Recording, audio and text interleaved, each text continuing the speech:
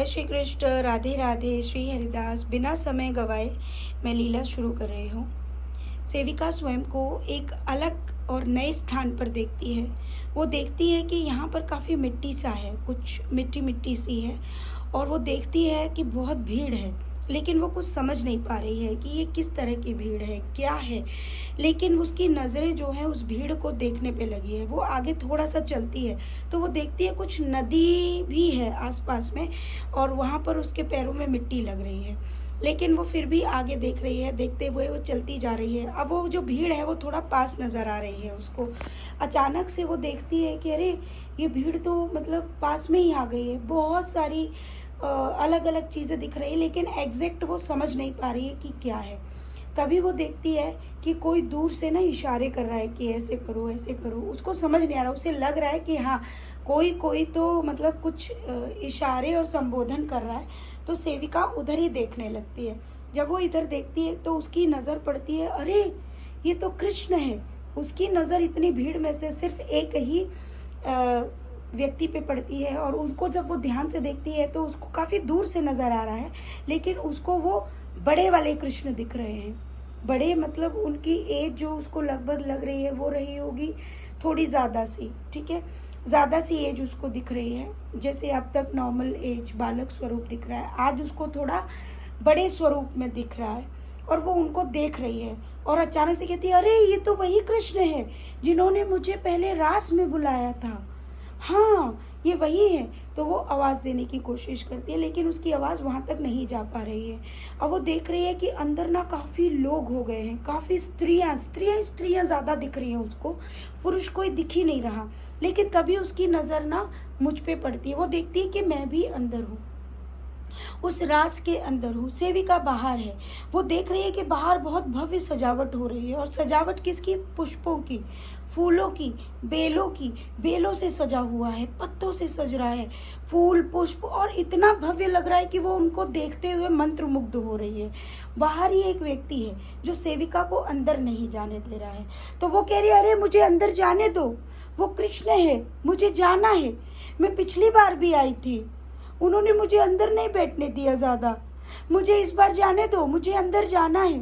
तो वो व्यक्ति कहता है, नहीं, तुम नहीं जा सकती हो। यहाँ जाने का, यहाँ प्रवेश पाने की का चार्ज लगता है। तो वो कहती, क्या चार्ज लगता है? मेरे पास ऐसा कुछ नहीं है। बोले कि नहीं जा सकती हो, तुम अभी नहीं जा सकती हो। तभी सेविका देखती है कि मैं भी उसको नज़र आ रही हूँ, हमारे एक गुरुदेव हैं वो भी उसको नज़र आ रहे हैं। उसको कुछ लोग हैं जो धुंधले दिख रहे हैं, लेकिन उसने हमारे इन भक्तों में से भी उसने उन भक्तों को कुछ को देखा है, लेकिन वो पहचानने की कोशिश कर रही है, लेकिन उनको नहीं पहचान पा रही है। ये जो भक्त लीलाएं सुनते हैं उनमें से कुछ भक्त हैं, लेकिन वो उनको पहचान नहीं पा रही है। कहीं ना कहीं उसने उनसे बात की है, वो देख रही है कि वो भी अंदर है, मैं क्यों नहीं हूँ, ये बात देखकर। और वो उसे काफ़ी लोग दिख रहे हैं जो उसने उसे कई बार वृंदावन में भी दिखे हैं, जो कुछ संत तरह के हैं, लेकिन उसकी जो आंखें हैं वो सब कुछ धुंधला धुंधला दिखा रही है। वो सिर्फ मुझे और हमारे एक गुरुदेव हैं उनको वो देख पा रही है, ठीक है, मतलब उनको हम सर भी बोलते हैं, तो उनको देख पा रही है।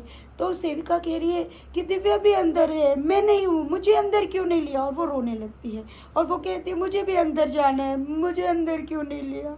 तो तभी ना वहाँ जो दूर खड़े हुए हैं कुछ आदेश दे रहे हैं जो कृष्ण, वो पास आते हैं, समीप आते हैं, और वो कहते हैं, अरे तुम यहाँ क्या कर रही हो? तो वो कह रही है, कृष्ण भगवान मुझे भी अंदर जाने दो, मुझे अंदर जाना है, मेरे को जाना है, आपने मुझे नहीं पहचाना? तो वो कह रहे, हाँ मैं तुमको पहचानता हूँ। बोला, मैं तुमको जानता भी हूँ। तो बोला कि आप मुझे अंदर क्यों नहीं जाने देने लगे? वो कहने लगे, नहीं तुम नहीं जा सकती हो, क्योंकि अंदर जाने का, प्रवेश पाने के लिए यहाँ पर कुछ देना पड़ता है। बोले, क्या लगेगा? मैं देने के लिए तैयार हूँ, मेरे पास टिकट के लिए 500 रुपये है, मैं टिकट लेने के लिए तैयार हूँ, आप मुझे दे दीजिए वो टिकट, मैं अंदर चली जाऊँगी। बोले, नहीं, यहाँ टिकट नहीं लगती है, यहाँ पर और कोई चीज़ लगती है। बोले, क्या लगती है? आप मुझे बताओ, मैं कोशिश करती हूँ, मैं लेकर आऊँगी। तो वो कहते हैं, यहाँ बांसुरी लगती है, तुमको बांसुरी देनी पड़ेगी, तभी तुम अंदर प्रवेश पा सकती हो। बोले, बांसुरी? पर मेरे पास इतना पैसा नहीं है, मैं बांसुरी नहीं दे सकती। तो बोले, मैं कुछ नहीं कर सकता, ये नियम है, इस नियम के विरुद्ध मैं नहीं जा सकता, तुमको देना पड़ेगा। तो वो रोने लगती है।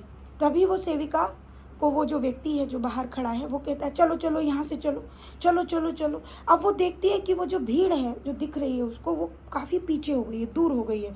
सेविका को बहुत अजीब लग रहा है, उसको बार बार एक ही चीज़ लग रही है कि मुझे अंदर प्रवेश क्यों नहीं दिया है। तो वो बार बार बोल रही है नहीं मुझे जाना है अंदर, मुझे अंदर लेके जाओ। तो वो कहते हैं देखिए मैं कुछ नहीं कर सकता हूँ। तो वो कहे कान्हा जी आप मेरे साथ ऐसा नहीं कर सकते हो, मुझे प्रवेश दे दो, मुझे जाना है अंदर, मैं अंदर जाऊँगा। लेकिन सभी सेविका नहीं सुन रही है। तभी अचानक से क्या होता है कि सेविका जाने लगती है। अब जैसे ही सेविका जा रही है उसको ध्यान आ जाता है, अरे मुझसे तो करुआ ने कहा था ना कि वो मुझे जो है बांसुरी एक गिफ्ट करेगा इस बार, अगर ज़्यादा आएगी। तो वो एकदम मुड़ के आती है और पीछे कहती है मैं जानती हूँ आप ही वो कृष्ण हो, है ना, और आपने मुझसे प्रॉमिस किया था कि आप एक बांसुरी मुझे गिफ्ट करोगे। तभी कान्हा जी हंसने लगते हैं, कहते तुमको याद है, बहुत तेज़ दिमाग है तुम्हारा। बोले हाँ मुझे अपने गिफ्ट याद रहते हैं, आप मुझे बांसुरी दो। तो कान्हा जी बोलते ठीक है ये लो बांसुरी। तो कान्हा जी उसको एक बांसुरी देते हैं। लेकिन कान्हा जी बोलते लेकिन ये बांसुरी देने के बाद तुमको दोबारा से मुझे वापस करनी होगी। तो वो कह रहे कि कान्हा जी आपने गिफ्ट दिया है ना, तो मैं आपको वापस क्यों करूँ। तो बोले नहीं नहीं तुम पहले प्रवेश करो। सेविका अंदर प्रवेश करती है, वो अंदर जाती है। अब अंदर जाकर वो देखती है कि जितनी भीड़ है, जितने भी व्यक्ति हैं, वहाँ पर वो अनंत देवों के दर्शन करती है, अनंत देव हैं। वहीं पर वो बाबा शिव के भी दर्शन करती है, वहाँ पर वो अनंत संतों के भी दर्शन करती है, अंदर वो मैया लक्ष्मी के भी दर्शन करती है। वो मतलब उसको समझ नहीं आ रहा है कि ये कौन सी माताएं हैं, तो वो सभी को लक्ष्मी करके ही संबोधन दे रही है। वो कुछ समझ नहीं पा रही है, उसको बहुत सारी स्त्रियाँ दिख रही हैं। अब वो क्या देखती है कि थोड़ी देर में ही जो थोड़ा सा ही वो अंदर प्रवेश पाती है। अंदर प्रवेश तो वो देखती है एक बड़ा सा चंद्र, बहुत बड़ा चंद्र एक तरफ से निकल रहा है, उसकी रोशनी। सेविका थोड़ा घबरा भी रही है, ये कैसा दृश्य है कि चंद्रमा इतने पास में। अब जो तारे हैं वो भी उसको बहुत नज़दीक नज़र आ रहे हैं। उसको समझ ही नहीं आ रहा कि धरती पर है कि आसमान पर है। एक तरफ नदी भी बह रही है, वो बहुत व्याकुल भी है, थोड़ा घबरा भी रही है, लेकिन उसको वो दृश्य बहुत अच्छा लग रहा है। वो वहीं पे खड़ी है। तभी कान्हा जी कहते चलो चलो चलो जल्दी, शुरू हो गया शुरू हो गया। इस तरह से कहते हुए कान्हा जी आगे चले जाते हैं। सारी चीज़ जो भीड़ है वो एक गोल आकार में हो जाती है। वो जो गोल आकार हो रहा है, सेविका कुछ समझ ही नहीं पा रही है क्या हो रहा है। वो कह रही है कि सब उधर जा रहे हो, ये क्या हो रहा है, लेकिन उसकी जो बुद्धि है वो काम नहीं कर पा रही है। तभी वो कहती है कि मुझे भी अंदर ले लो, मैं अंदर अच्छे से जाऊंगी, मुझे वो गोले के अंदर जाना है। तो कहते नहीं तुम वहाँ नहीं जाती हो, वो जा सकती हो। तो तभी वो कहते हैं कान्हा जी अब क्या कर रहे हैं। सेविका ये सब दृश्य अपनी आंखों से देख रही है। अब कान्हा जी एक तरफ, कान्हा जी स्वयं है, अब स्वयं कान्हा जी एक तरफ खड़े और दूसरे कान्हा जी अपने हाथों से एक एक बांसुरी, वहाँ पे जितनी स्त्रियाँ, और सारी स्त्रियाँ बहुत सुंदर हो गई हैं, बहुत सुंदर। उनका एक एक लहंगा ऐसे जैसे डायमंड्स चमकता है ना, ऐसे ऐसे डायमंड्स की तरह चमक रहा है। सेविका ये सब देखकर स्तंभ है, एक से एक सुंदर। जो हमारे गुरुदेव, जो हमारे सर हैं, वो भी स्त्री बन गए हैं, उनका भी रूप गोपी का हो गया है। भगवान शिव को भी वो देख रही है कि वो भी गोपी हो गए, उन्होंने भी चुनरी ओढ़ ली है। मतलब सब वहाँ पर कोई भी पुरुष नज़र नहीं आ रहा है, चारों तरफ सिर्फ स्त्रियाँ ही स्त्रियाँ हो गई हैं, जिनका रूप सिर्फ गोपी जैसा है। और सबके लहंगे इतने शानदार चमक रहे हैं, तारे, चंद्र, एक तरफ नदी जलजलाती हुई। वो कुछ समझ नहीं पा रही, इतना सुंदर मनोरम दृश्य वो देख रही है। अब उसके अंदर कान्हा जी एक एक बांसुरी एक एक गोपी को दे रहे हैं। एक एक गोपी जो है, स्त्री जो है, बांसुरी ले रही है और उसके साथ कृष्ण मतलब उसके सामने खड़े। अब एक एक स्त्री एक एक कृष्ण के साथ मंत्रमुग्ध हो रही है, उसको समझ ही नहीं आ रहा। सेविका कह रही है मुझे भी बांसुरी दो। तो सेविका को भी अंत में एक बांसुरी देते हैं। अनंत कृष्ण उसको दिख रहे हैं, चारों तरफ हर किसी के साथ कृष्ण है। अब सेविका को भी एक कृष्ण दिख गए, तो वो अपने हाथ में एक कृष्ण लेती है, बांसुरी लेती है, तो उसके साथ एक छोटा सा कृष्ण आता है। तो सेविका कहती है नहीं मुझे भी बड़ा कृष्ण चाहिए, आपने मुझे छोटा कृष्ण दे दिया, और ये आपने मुझे काला क्यों दिया, मुझे नीला नहीं दिया, मेरे को ये काला कृष्ण नहीं चाहिए। तो कान्हा जी कहते तुम छोटी हो ना, इसलिए तुम्हारे साथ छोटा कृष्ण है ना, तभी मैच होगा। लेकिन तभी वो मानती है, लेकिन सेविका जो है उससे लड़ने लगती है और उससे लड़ती रहती है। दूसरी तरफ दृश्य चल रहा है, सेविका कह रही है मुझे अंदर जाना है उस गोले के अंदर, लेकिन वो अंदर नहीं जा पा रही है। वो जो व्यक्ति बाहर खड़ा है, ऐसे लग रहा है जैसे वो व्यक्ति सिर्फ सेविका को रोकने के लिए ही खड़ा है कि कहीं ये गड़बड़ ना कर दे, इसके अंदर जो चल रहा है उसको गड़बड़ ना कर दे, इसलिए तो सेविका जो है वहीं खड़ी है। अब वो क्या देखती है कि अंदर सारी गोपियाँ अलग अलग कृष्णों के साथ और बहुत स्लो मोशन में घूम रही है, बहुत स्लो मोशन में अपने में मग्न है, उसके साथ कृष्ण है, सब घूम रहे हैं बहुत। और घूमते घूमते एक गोल आकार हो गया है, बीच में एक बहुत बड़ा चबूतरा बन गया है और उस चबूतरे के ऊपर कृष्ण भी अकेले जो है नृत्य कर रहे हैं। अकेले नृत्य करते करते कृष्ण के अंदर से एक राधा निकल आती है। सेविका ये देखकर स्तंभ है, वो कह रही है ये क्या है, उसके अंदर से राधा भी नाचने लगती है, स्वयं कृष्ण से ही राधा निकल आती है और वो नाच रही है चारों तरफ। अब कृष्ण को ये भी ध्यान नहीं कि उनके आसपास और भी गोपिकाएं हैं या कोई और है, अब सारे कृष्ण गायब हो चुके हैं, सिर्फ गोपिकाएं ही घूम रही हैं। सेविका ये देख रही है, अब जो गोपिकाएं हैं वो आनंद से बाहर आ गई, उनको दुख प्रतीत हो रहा है। तभी कृष्ण जो है राधा के साथ मंत्र गरबा की तरह कुछ नाच रहे हैं, इतने मंत्रमुग्ध हैं कि राधा के चरण तक दिख रहे उन। मैं भावुक हो जाती हूँ, मैं लीला को बहुत विस्तार में आपको नहीं बता पाती हूँ, आई एम सॉरी।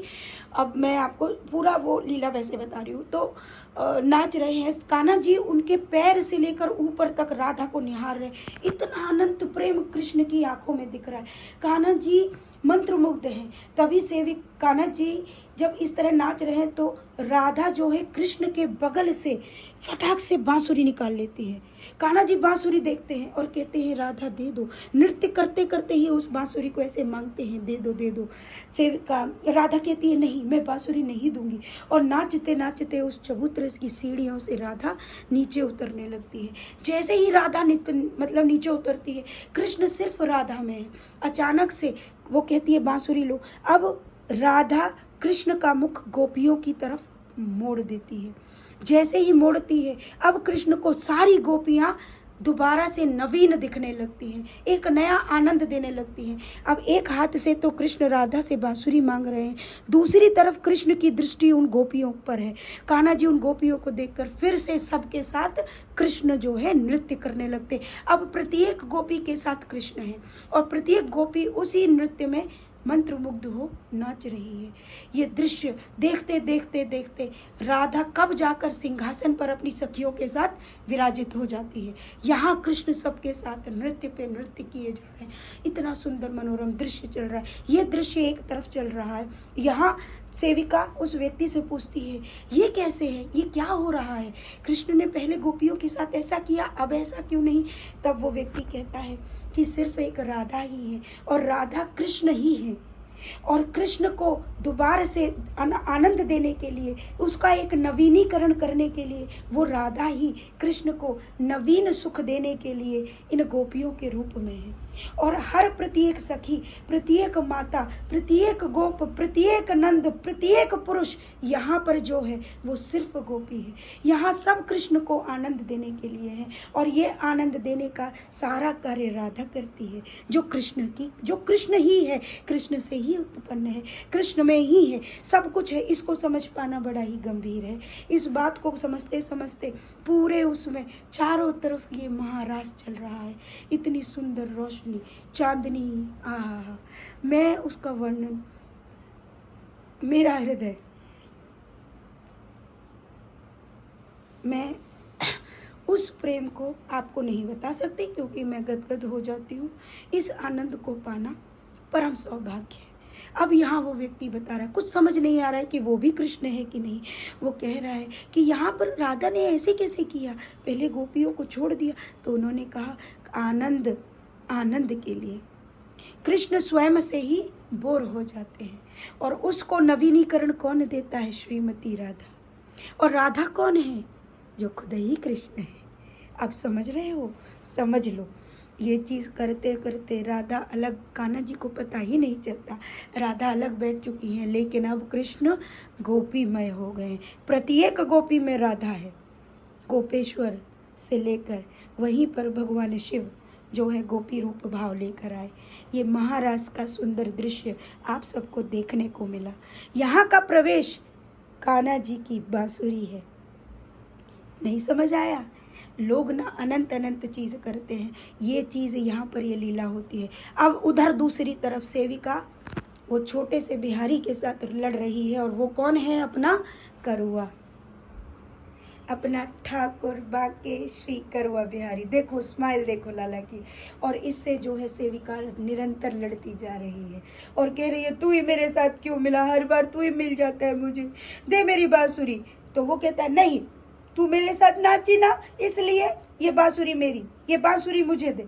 वो कहती है नहीं, तूने कहा था गिफ्ट मेरा। बोला जो गिफ्ट मैंने तुमको दिया, तुमने जो बांसुरी दी, उस बांसुरी के रूप में मैं तुम्हें मिला।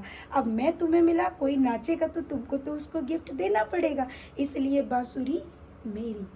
तो अब करुआ ने ये साक्षात लीला की कि शरद पूर्णिमा पर क्यों करुआ बिहारी जी ने ये बांसुरी की डिमांड की।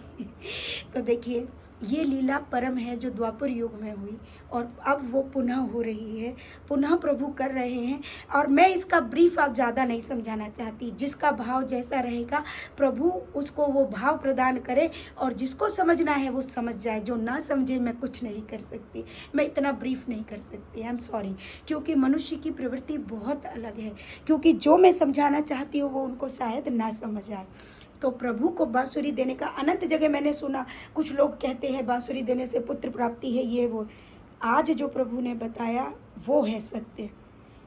प्रभु का सानिध्य पाने के लिए बांसुरी अर्पण है, ठीक है?